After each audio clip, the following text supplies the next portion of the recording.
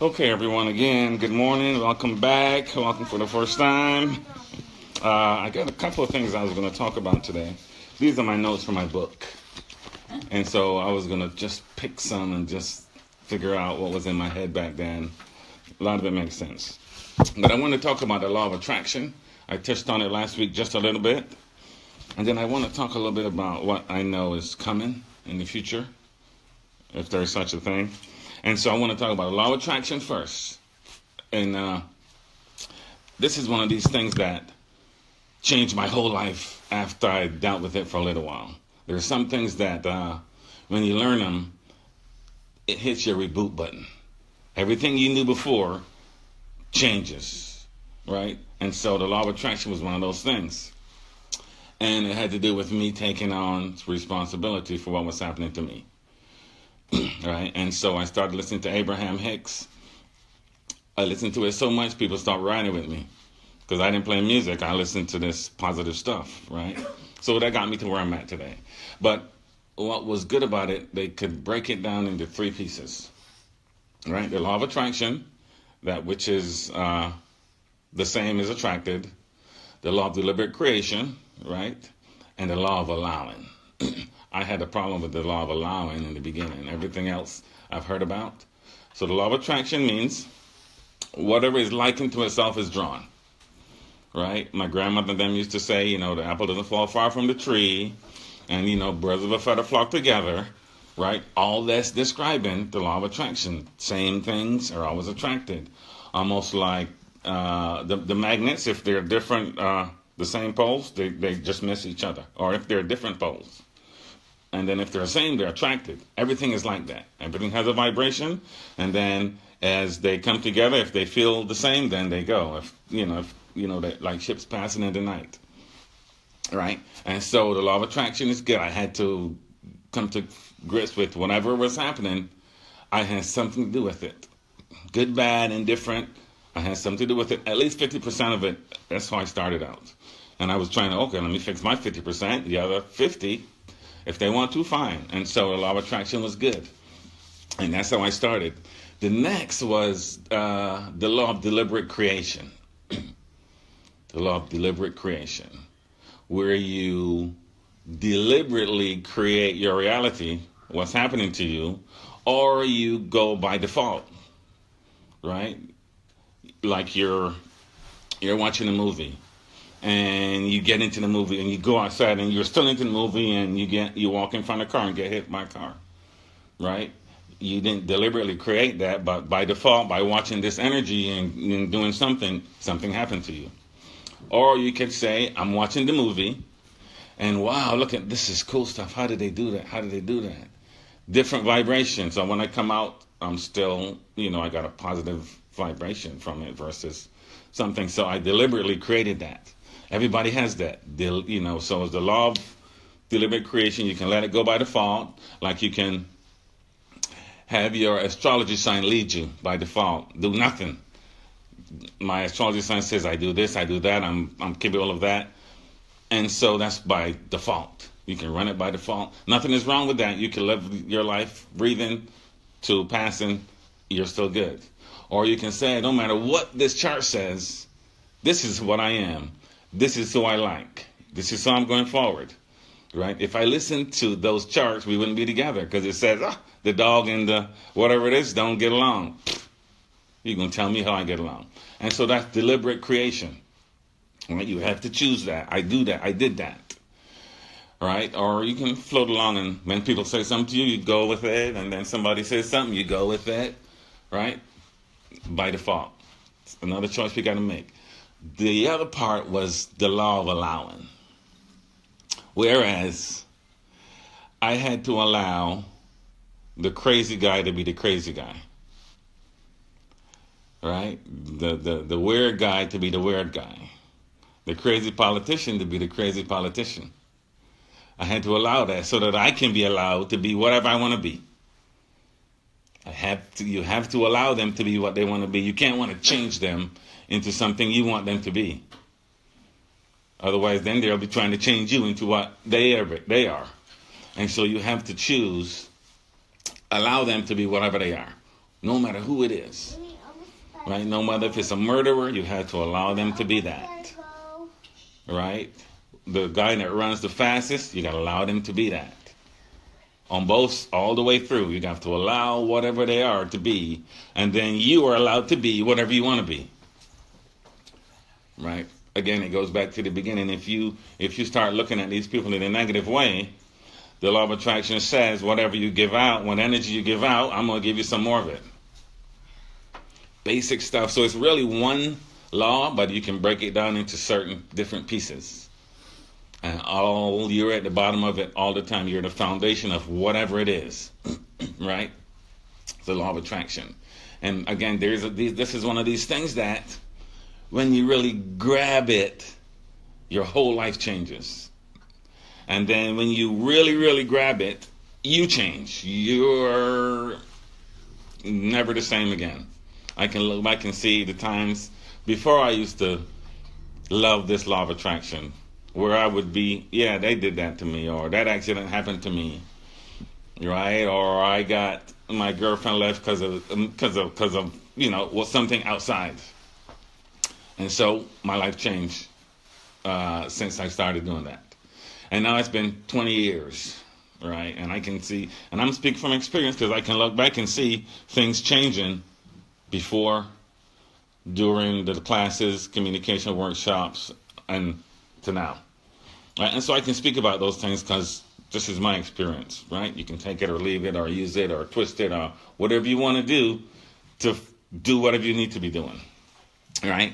So the law of attraction, paramount in everything. There is, so that's the law of attraction. And I'm going to start reading some of these. So what I want to talk about real quick are the things that I feel, I have a feeling that are coming, right? Everybody's heard about, if you're in this little congregation, the ascension. Is that a familiar word? Maybe, maybe not. Okay, so ascension, which means that, and the Bible talked about it all the time, or whatever, but ascension is your consciousness will be raised to a different level, or the next level, or we become aware of something that's already there. That's the ascension. And people are thinking that, certain people are going to be ready, and certain people not, or certain people will ascend, and certain people will not. And so from me connecting to knowledge, the last thing that came to me was that the ascension is going to be a certain energy that comes in and affects every single person. So new energy comes in. Everybody is somewhat changed. You're not the person you were before. And so what will happen is some people will be aware of their gifts more than others. We will be aware of our gifts more than others because we deal with it almost every Sunday, with lectures and with healing and with messages. So we all will be doing that. But suppose that energy came in right now, some people aren't ready. So you'll be confused because now I know what he's thinking. Now I know, oh my God, he hates me. Right? Versus he used to tell me he loves me, but really he hates me because you can feel the energy. It's not word of mouth anymore. I can pick up the energy. Right? And so what if everybody did? What if that happened?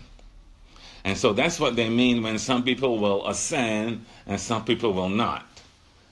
Some people will be aware of it and some people will not. Right? And, at some point people jump on the bandwagon and when enough people say, yeah, I like it, or they see people that jump off the bridge or somebody can explain it to them. Right? And so that's what's coming. And you can't stop it, and it affects everybody. So it's almost like a energy from the sun. So we're magnetic people, right? We all are magnetic at some level. And the earth is, the sun is setting off magnetic energy all the time. This would be like a planned event. Almost like it happens every so often. Whether it's 5,000 years, whatever, it happens every so often. So if it's 5,000 years, nobody remembers because none of us are 5,000 years old. but these things happen. And so this is what people are calling the ascension or the new age, and that's it's easy as that, really. But how people react is what is concerning at some level, right?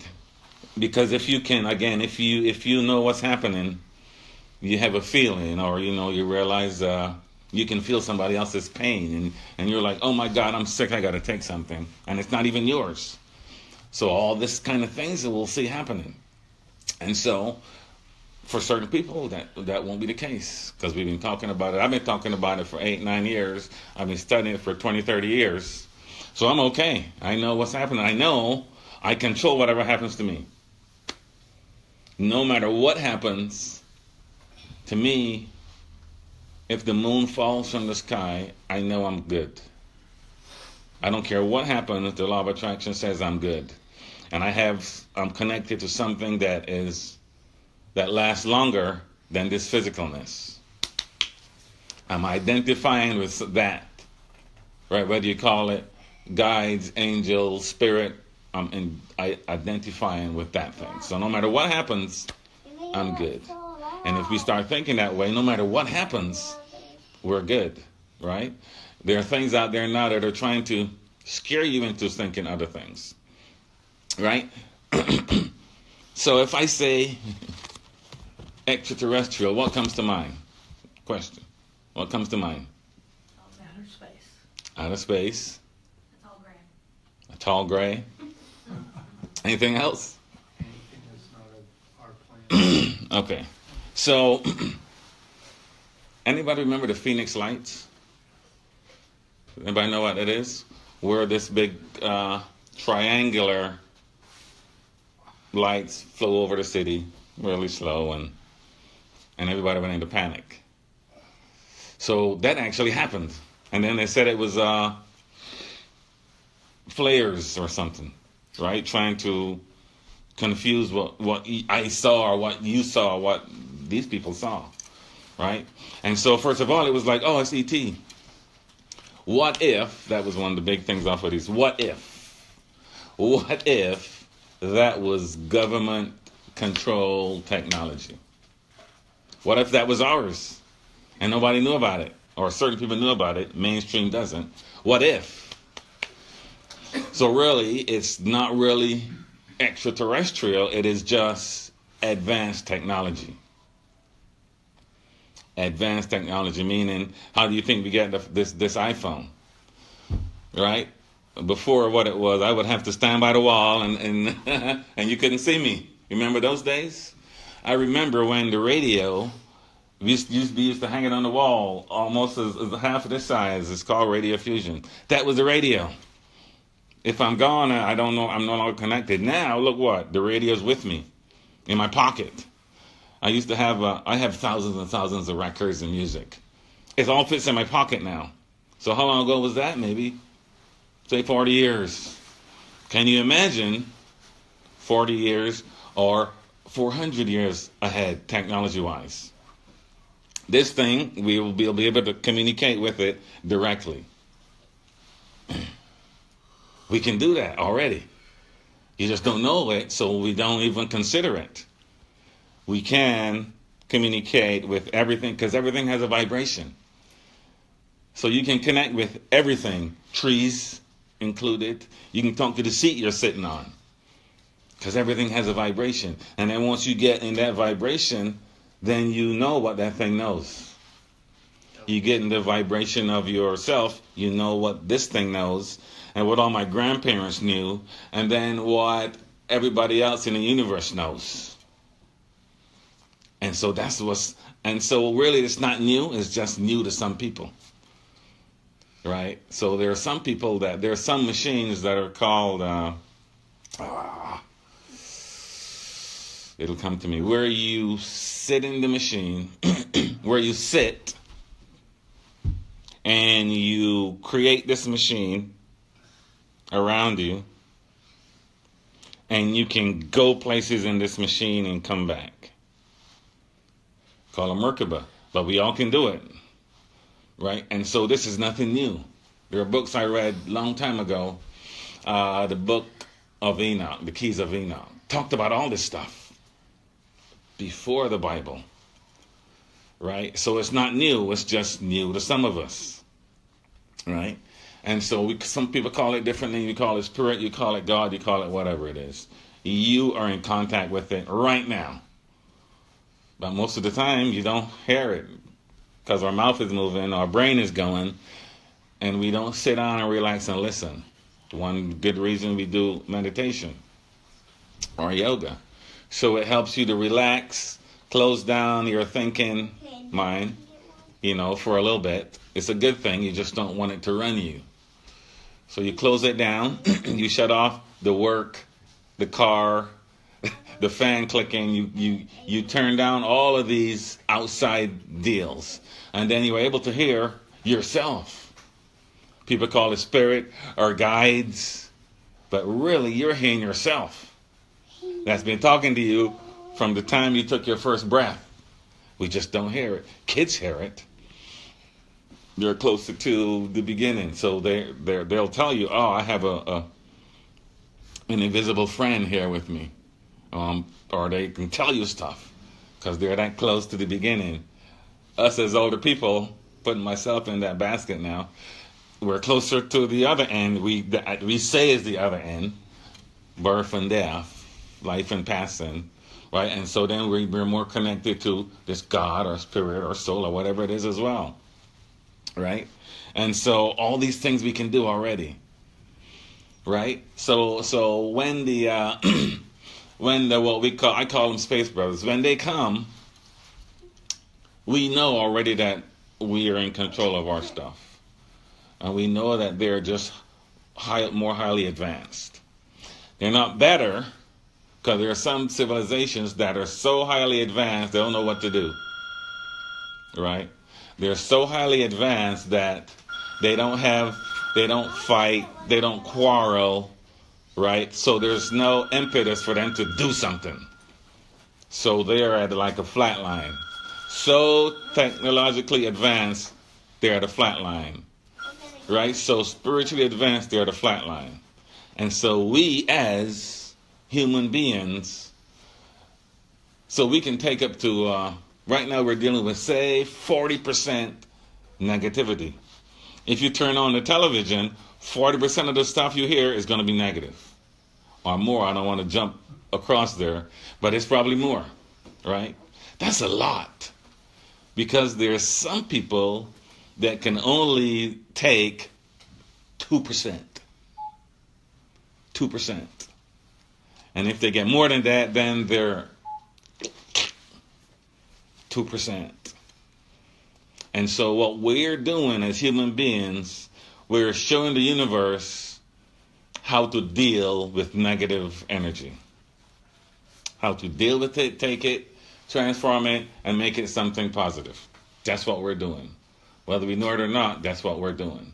Because if you look at the television, you see something negative, and you are still in your body and talking, then you're transforming that energy.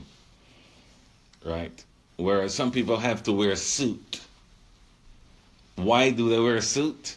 Because the energy we give off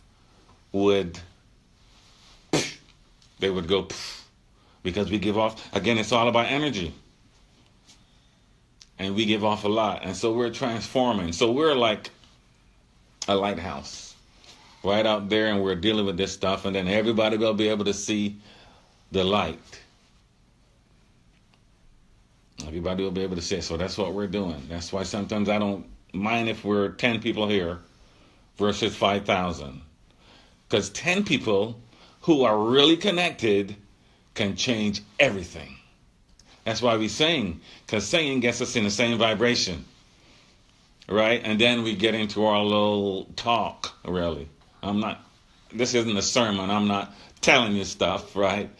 This is my perspective. Everybody has one. And you take mine and rub it with yours and then go do whatever you need to do. Right? And so all this stuff is really easy. So don't be afraid when things happen. There are people that eat fear. That's why they bring the stuff to us. Right? Do you know that Facebook can measure what your emotion is? Like when the attacks happen, everybody starts, oh, I hate it, blah, blah, blah, blah, blah. And they can measure, oh, crap, that's a lot.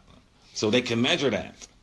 And so if they can measure that, guess what? Other people can measure that on a higher level, a higher vibration, less negativity. And so there are people that come and poll us from afar off and say, oh, they're not ready they can't handle this. Right? Like nuclear stuff, we're barely handling it. And so they won't give us certain technology because what will we do? We will start war. So we're really not ready for stuff. But again, Abraham says, one person who is connected can do more than 1,000 who are not. One person. So again, it starts with you.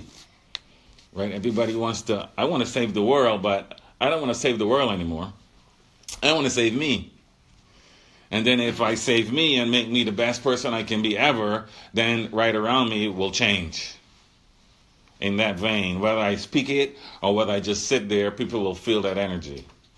And then if they feel that energy, then that how it spreads out to everybody else. Right? I can't fix the whole world. I don't care what I do, we cannot fix the whole world. Each person fixes themselves and the whole world is fixed. We don't have to do anything. We don't have to do anything. It's really that easy. Right? It doesn't come in a big, tall book, 5,000 pages, and no, it's like that easy.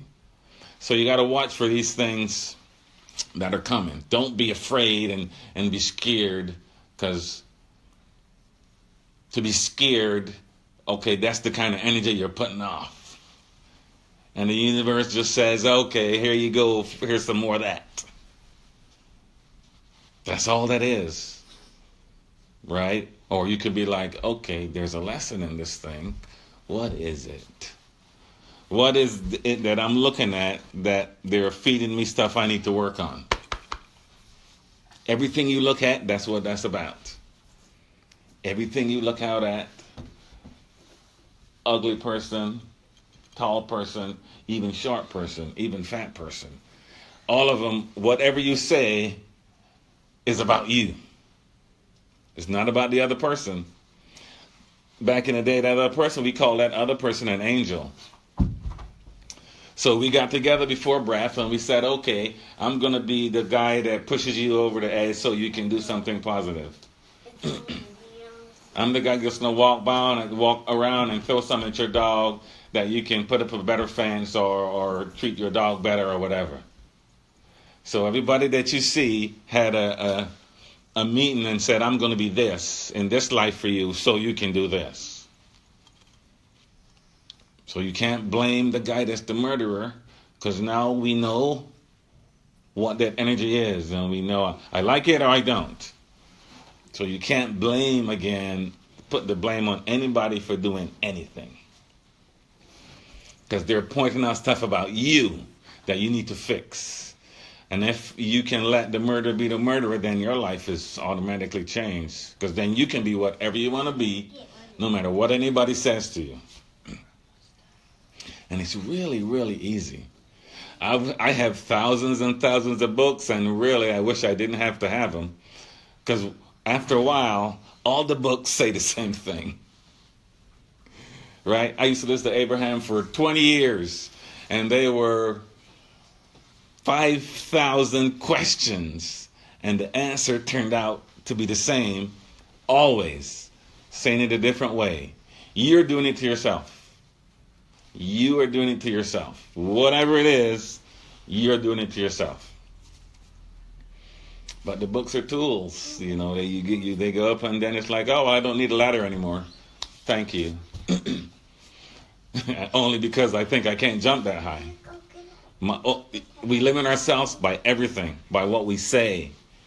I can't do this or I can't do that. You're living in those little walls you're building up. We all are doing it, right? Mr. Bolt ran the fastest 100 meters ever, right?